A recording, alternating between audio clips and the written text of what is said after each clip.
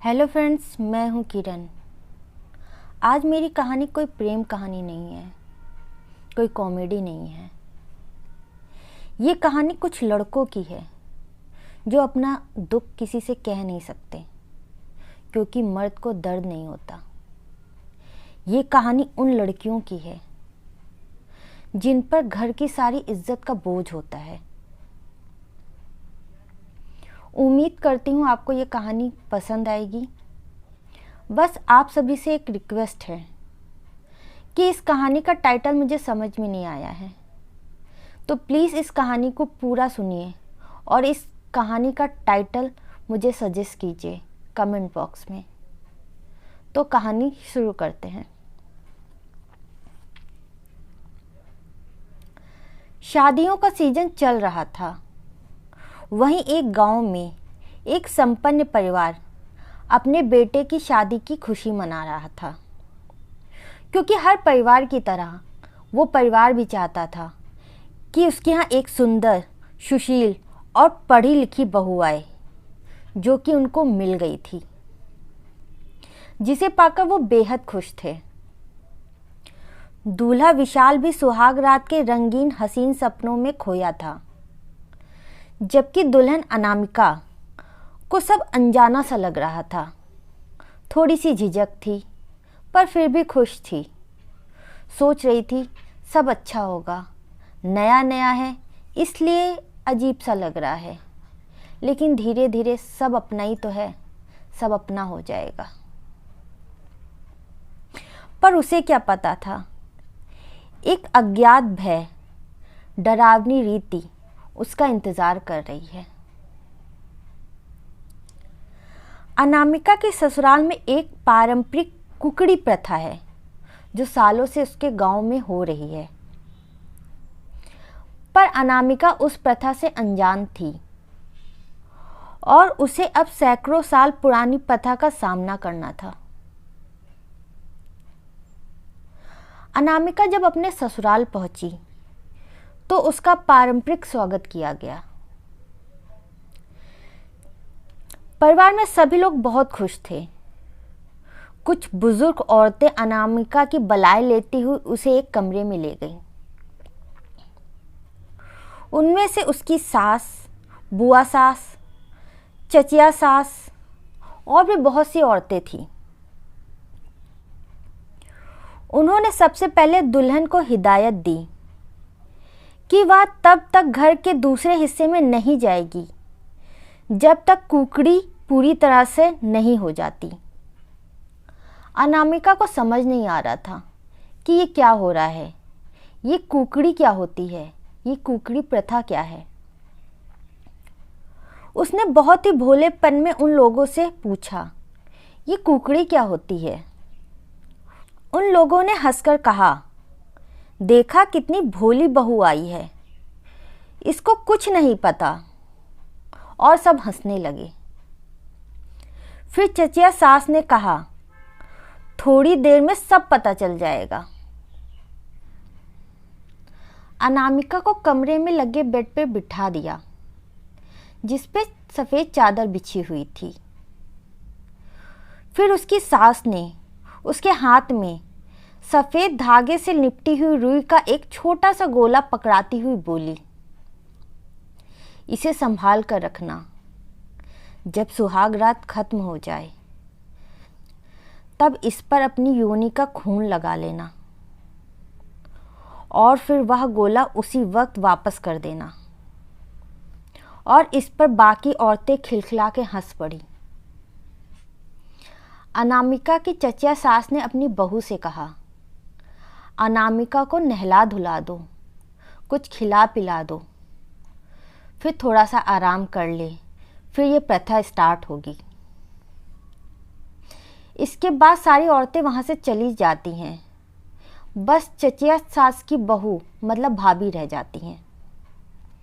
वो अनामिका को नहाने को कहती हैं और उसके लिए खाने को कुछ लाती हैं। अनामिका खाना खाती है और बिस्तर पे बैठ के उस प्रथा का इंतज़ार करती है।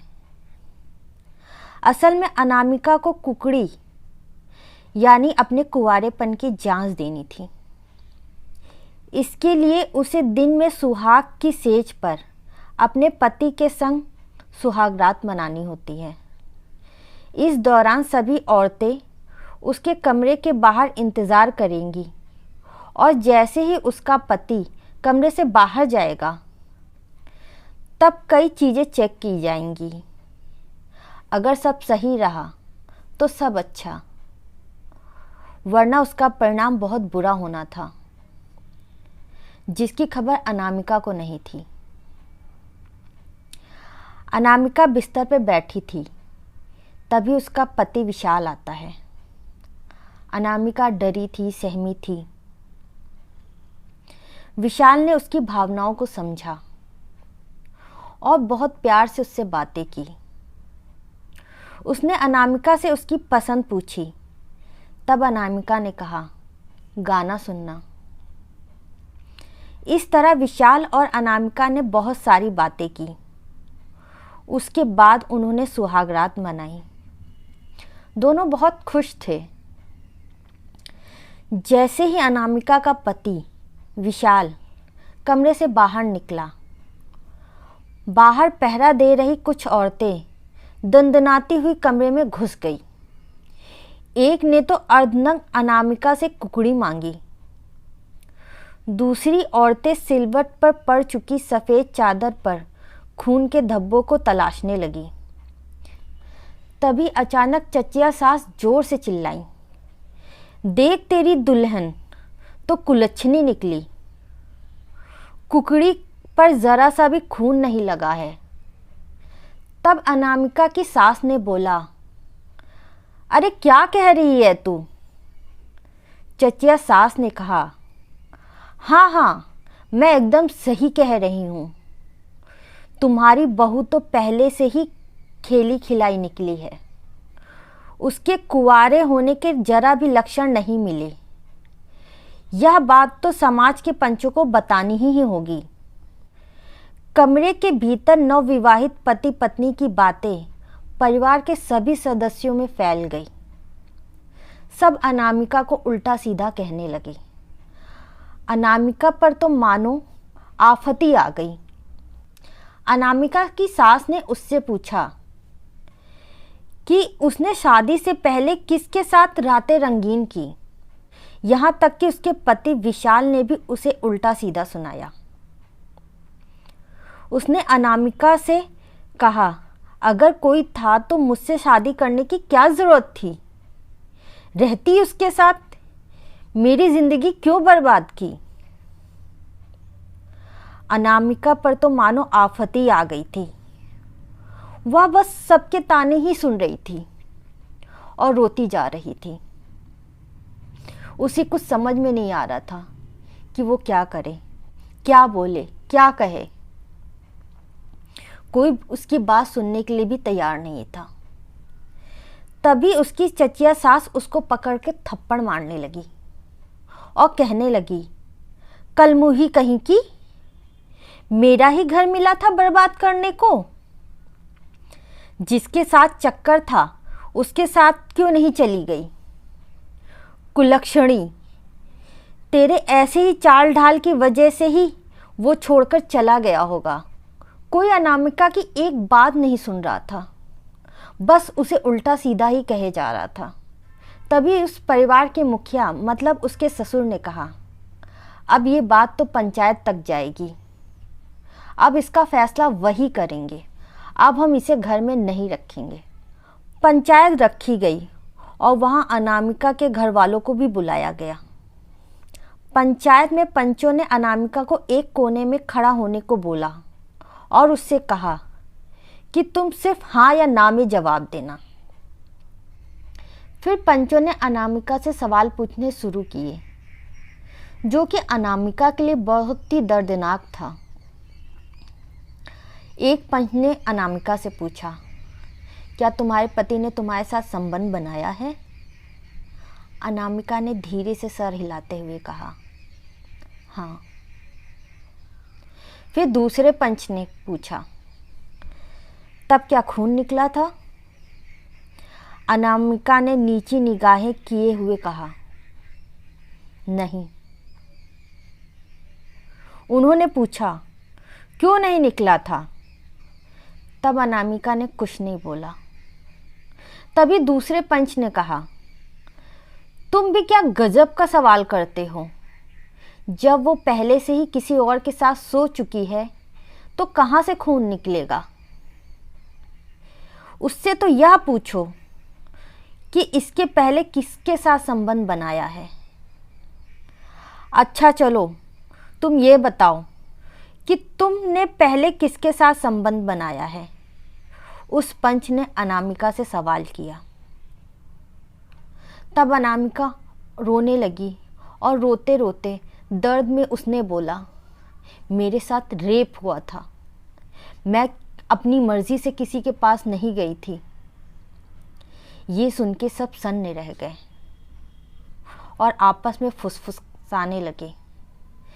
तब पंच ने उससे पूछा, किसने किया? किसी पड़ोसी ने या तुम्हारे प्रेमी ने? अनामिका ने कहा, मैं किसी से प्रेम नहीं करती, मेरा कोई प्रेमी नहीं है। वो रोने लगी, वो और ज़्यादा रोने लगी। इस पे एक पंच ने कहा, तो क्या वो तुमसे प्यार करता था? अनामिका ने कहा, मुझे कुछ नहीं पता वो मुझसे प्यार करता था कि नहीं करता था, पर ये मेरी मर्जी से नहीं हुआ था, मेरे साथ ज़बरदस्ती हुई थी।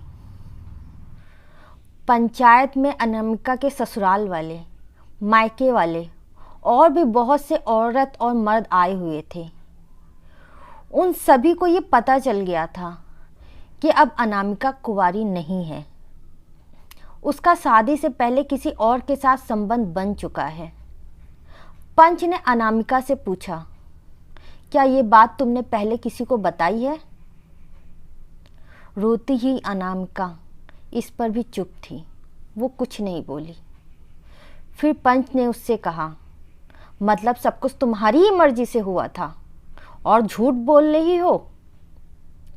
तब अनामिका ने रोते हुए चिल्ला के बोली, नहीं, ये गलत है, ये मेरी मर्जी से कुछ नहीं हुआ था। मैं घर में अकेली थी, पापा खेत पर गए थे और माँ घर का राशन लेने दुकान। तभी पड़ोस के एक चाचा पापा से मिलने आए थे, पर जब उन्होंने देखा घर पर कोई नहीं है, मैं अकेली हूँ, तब उन्होंने मेरे साथ ज़बरदस्ती की। मैं रोती रही, चिल्लाती रही कि मत करो, आप मेरे पापा के समान हो, तब भी उन्होंने नहीं सुना। ये सब बताते बताते वो और भी ज़्यादा दुख के मारे फूट फूट कर रोने लगी। उसका पति विशाल भी ये सुनकर सुन्न रह गया। उसने अपने चचेरे भाई की तरफ देखा जो विशाल को समझा रहा था कि आंख मूंदकर ऐसी परंपराओं पर यकीन मत करिए, कभी कभी ज़्यादा खेलने की वजह से भी खून नहीं आता है। और भाभी मतलब अनामिका तो अपने कॉलेज की बेस्ट खिलाड़ी थी। विशाल की नज़रें अपने चचेरे भाई की तरफ देखकर मानो ये कह रही थी, देखा, वैसा कोई रीज़न नहीं था जो तुम कह रहे थे। सच तो यही था, अनामिका कुंवारी नहीं है, उसका पहले किसी के साथ संबंध बन चुका है। पंचायत में सारी बात सुनकर पंचों ने फैसला लिया, क्योंकि विशाल की पत्नी शादी से पहले ही अपना कुंवारापन खो चुकी है, इसलिए उसको दंड स्वरूप उसे गांव के बीचों बीच 1000 कोड़े खाने होंगे, वरना उसे अपने मायके जाना होगा। अनामिका के घर वालों ने कहा, इसकी शादी हो गई है, ये सबको पता है, अब फिर इससे शादी कौन करेगा? और एक लड़की का ससुराल ही उसका असली घर होता है, मायका नहीं। अब आगे फैसला आप पंचों का ही है, जैसा कहेंगे वैसा होगा। तब पंचों ने कहा, तो ठीक है, आज अनामिका अपने ससुराल में रहेगी और कल फिर से पंचायत लगेगी और दंड स्वरूप कल अनामिका को 1000 कोड़े मारे जाएंगे और फिर अपने ससुराल में वो रह सकती है। आज की पंचायत यहीं ख़त्म होती है। आज पंचायत ख़त्म हो गई। अनामिका अपने ससुराल आ गई। सब उसे तिरछी नज़र से देख रहे थे और उसे ताने सुनाने का कोई मौका नहीं छोड़ रहे थे। आज की रात काटना सबके लिए बहुत ही मुश्किल पड़ रहा था, खास करके विशाल और अनामिका के लिए। रात के 2 बजे अनामिका ने खटखट सुना और वो जाग गई। उसने देखा उसके सामने उसका पति विशाल खड़ा है। अनामिका ने विशाल से बोला, मुझे माफ़ कर दीजिए।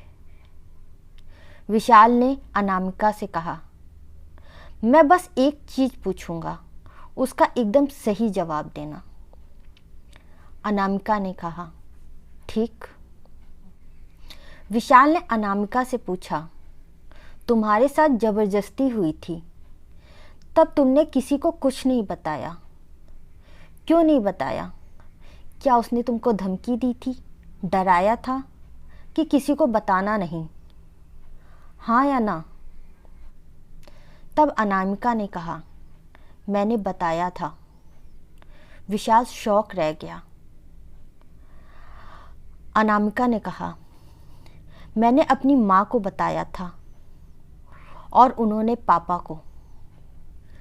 विशाल ने पूछा, तो क्या उसे सज़ा मिली फिर, जिसने तुम्हारे साथ ज़बरदस्ती की थी? अनामिका ने कहा, नहीं। विशाल ने कहा, तो फिर? अनामिका ने बताया, पापा ने कहा ये बात घर से बाहर नहीं जानी चाहिए, भूल जाओ जो हुआ, वरना बस घर की बदनामी ही होगी और कुछ नहीं। माँ ने भी कहा, सब भूल जाओ बेटी, जल्द ही तुम्हारी अच्छी जगह शादी करा देंगे, फिर तुम अपने ससुराल में खुश रहना। माँ ने मुझे अपनी कसम दी कि ये बात किसी को नहीं बताना। विशाल चुपचाप वहाँ से चला गया। वो अपने भाई के पास जाकर बैठा। दोनों भाई चुपचाप थे, पर ऐसा लग रहा था कि वो खामोश थे, लेकिन तब भी एक दूसरे से बात कर रहे थे। क्या बातें थी वो शायद वही दोनों समझ पा रहे थे। दूसरे दिन सुबह होती है और पंचायत के फैसले का समय आ जाता है।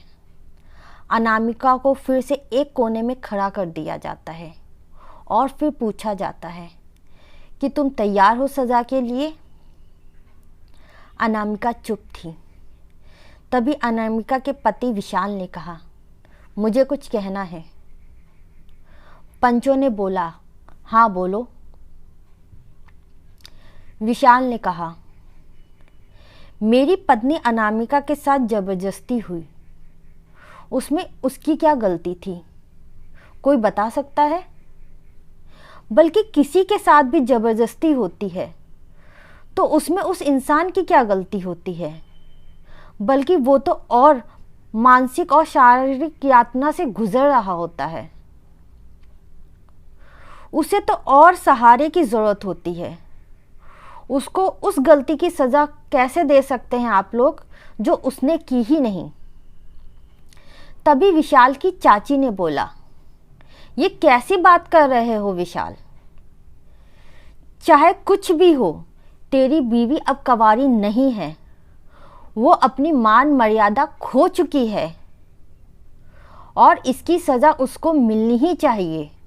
विशाल ने गुस्से से बोला, कौन सी मर्यादा की बात कर रही हैं? जो मर्यादा बाहर वालों से ज़्यादा घर वाले ही लूटते हैं उसकी।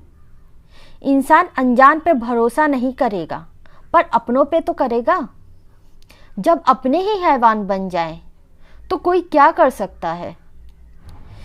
चाची ने तीखी आवाज़ में बोला, दुनिया में इतनी लड़कियां हैं, हमने तो नहीं देखा कि किसी अपने या जानने वाले ने किसी के साथ गलत किया हो।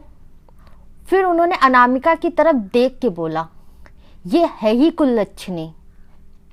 विशाल ने तेज आवाज़ में बोला, अच्छा तो आपने क्या अपने बेटे से कभी पूछा इस बारे में?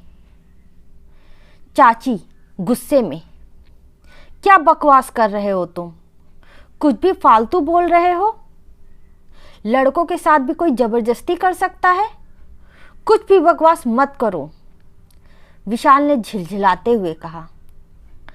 ये आपको लगता है, पर सच ऐसा नहीं होता। पर लड़के बोल नहीं सकते क्योंकि हंसी होगी कि लड़का होकर दम नहीं। लड़की किसी को बता नहीं सकती क्योंकि घर की इज्जत चली जाएगी। पर वो दर्द, वो पीड़ा का क्या जो जिंदगी भर के लिए मन में बैठ जाती है, उसको कोई नहीं समझता, बल्कि उसको कोई समझ ही नहीं सकता। विशाल ने अनामिका की तरफ इशारा करते हुए कहा। वो एक लड़की है तो कुकरी प्रथा से आज उसकी बात सामने आ गई। पर भाई एक लड़का है और हम लड़कों के लिए कोई प्रथा नहीं होती। चाहे कितनी भी लड़कियों के साथ सोए हुए हों, तो उनकी शादी भी आराम से हो गई और आज वो खुश हैं। और अच्छी बात है, भाभी से उनको इतना प्यार मिला कि वो अपने उस दर्द से बाहर निकल पाए। तभी चाची ने चिल्ला के कहा, क्या बकवास कर रहे हो? कुछ भी बोल रहे हो? अपने बीबी के चक्कर में मेरे बेटे को कुछ भी कहे जा रहे हो। चाची अपने बेटे अनु के पास गई और बोली, बेटे ये तेरा भाई क्या बकवास कर रहा है, देखो कुछ भी बोल रहा है। इसको बोलो ऐसा कुछ भी नहीं हुआ था। अनु ने कहा, माँ विशाल सच बोल रहा है और यही था जिसकी वजह से मैं बचा हूँ। याद है आपको, 10 साल पहले मामा जी आए थे और वो 3 दिन तक हमारे घर में रुके थे और जाते टाइम उनके हाथ में चोट भी लगी थी। जब आप सब छत पर धूप खाने चले गए थे तो उन्होंने कमरे में मुझे अकेला पाकर मेरे साथ गलत करने की कोशिश की। मैंने उनको मना किया, पर उन्होंने कहा चुप रहो वरना तुम्हारी माँ से बोल दूँगा कि तुम मुझे परेशान कर रहे हो और फिर तुम्हारी माँ तुम्हें ही मारेगी, मुझसे कुछ नहीं कहेगी। इसलिए मैं चुपचाप रहा। पर ऊपर वाले की कृपा से विशाल अपनी गेंद ढूंढते ढूंढते कमरे में आ गया और फिर हम दोनों ने मिलकर उन्हें धक्का देकर गिरा दिया और फिर वहाँ से भाग गए। धक्के से उनका हाथ खिड़की में जाके टकरा गया और उन्हें चोट लग गई। चाची बोली, तुमने मुझे ये सब क्यों नहीं बताया? अनु ने कहा, हम लोग डर गए थे। वो सब क्या था, क्यों था, हमें कुछ समझ में नहीं आ रहा था। हिम्मत ही नहीं हुई कि किसी को कुछ बताएं और हो सकता है आप भी मुझे ही डांटो। इस डर से हमने कुछ नहीं कहा। वैसे भी लड़के रो नहीं सकते, डर नहीं सकते, ये बात शुरू से हमें समझाया जाता है। अगर रोएंगे, डरेंगे तो ये दुनिया हंसेगी, कमज़ोर समझेगी। और उस समय हम लोग सच में बहुत डरे हुए थे, बहुत रो रहे थे। पर ये बात हम किसी से कह नहीं सकते थे, बता नहीं सकते थे, क्योंकि अगर हमने बताया तो ये दुनिया हंसती हम पर और फिर आपका नाम खराब होता। उसके बाद विशाल ने बोला, मुझे नहीं समझ आता, गलत कोई और करता है और भुगतता कोई और है, और दुनिया भी भुगतने वालों को ही सज़ा देती है, वो भी ज़िंदगी भर के लिए। उसके साथ गलत हुआ, वो तब भी भुगतता है, उसके बाद भी। विशाल ने अनामिका की तरफ इशारा करते हुए कहा, आज इस लड़की की क्या गलती है? बोलो कोई। गलत तो इसके साथ हुआ था, तब इसने भुगता था, तन से, मन से। इसके घर वालों ने घर की इज्जत का वास्ता देकर किसी को कुछ न बताए ये आराम से बोल दिया। पर इससे ये किस मानसिक तनाव से गुजर रही होगी, ये किसी ने नहीं सोचा। और आज फिर से उसे 1000 करोड़ का दंड मिल रहा है, वो भी उस गलती के लिए जो उसने की ही नहीं। फिर विशाल ने तेज आवाज में बोला, अनामिका मेरी बीवी है। अनामिका और वहां उपस्थित सभी लोग विशाल की ओर देखने लगे। विशाल ने कहा, और इसने ऐसा कोई अपराध नहीं किया है जिसकी सजा इसको मिले, और ये गंगा की तरह पवित्र है। हाँ, इस पर किसी ने कूड़ा जरूर फेंका, पर किसी के कूड़े से गंगा अपवित्र नहीं हो जाती। अनामिका एकदम सन्न सी रह गई। वो बस विशाल को देखती ही जा रही थी। इतना कह के विशाल अनामिका का हाथ पकड़कर उसे वहां से अपने घर ले गया। घर पहुंचते ही विशाल ने देखा अनामिका रो रही है। विशाल ने घबरा के बोला, अरे क्या हुआ, बोलो, तुम अब इतना क्यों रो रही हो? जब तुमको कोड़े खाने थे तब भी तुम इतना नहीं रोई थी। अब क्या हो गया, मैंने कुछ गलत किया? अनामिका ने बोला, आप कभी गलत हो ही नहीं सकते। मैं बहुत खुश नसीब हूँ जो मुझे आप जैसा पति मिला है। आज आपने जो मेरे लिए किया है वो मैं कभी नहीं भूल सकती। उस हादसे के बाद जब माँ पापा ने चुपचाप सब भूलने को बोल दिया तो मैंने मान लिया था, अच्छा बुरा जो भी होगा चुपचाप सह लूँगी, और मैं ये ज़िंदगी काट रही हूँ। पर जब आप मेरे लिए खड़े हुए, उस पल मुझे लगा कि मैंने जिया है। अब शायद मैं हर पल सिर्फ काटूंगी नहीं बल्कि जीऊंगी, क्योंकि आप मेरे साथ हो, आप मेरे पति हो। विशाल ने प्यार से अनामिका को चुप कराते हुए बोला, तुम मेरी पत्नी हो, मैं तुम्हारा पति हूँ। जब तुम और मैं मिलते हैं तो हम बनते हैं एक दूसरे के जीवन साथी, इसलिए हम जीवन साथी हैं। इस बात पे दोनों एक दूसरे को देखकर मुस्कुराने लगे। आशा करती हूँ आपको ये कहानी पसंद आई होगी, और इस वीडियो को तभी लाइक करें जब आपको ये कहानी अच्छी लगी हो, लेकिन चैनल को ज़रूर सब्सक्राइब करें। हो सकता है नेक्स्ट कहानी आपको और ज़्यादा अच्छी लगे। और हाँ, कमेंट में कहानी का नाम मतलब टाइटल देना ना भूलें। प्लीज़ मुझे इस कहानी का टाइटल ज़रूर सजेस्ट करें। Thank you.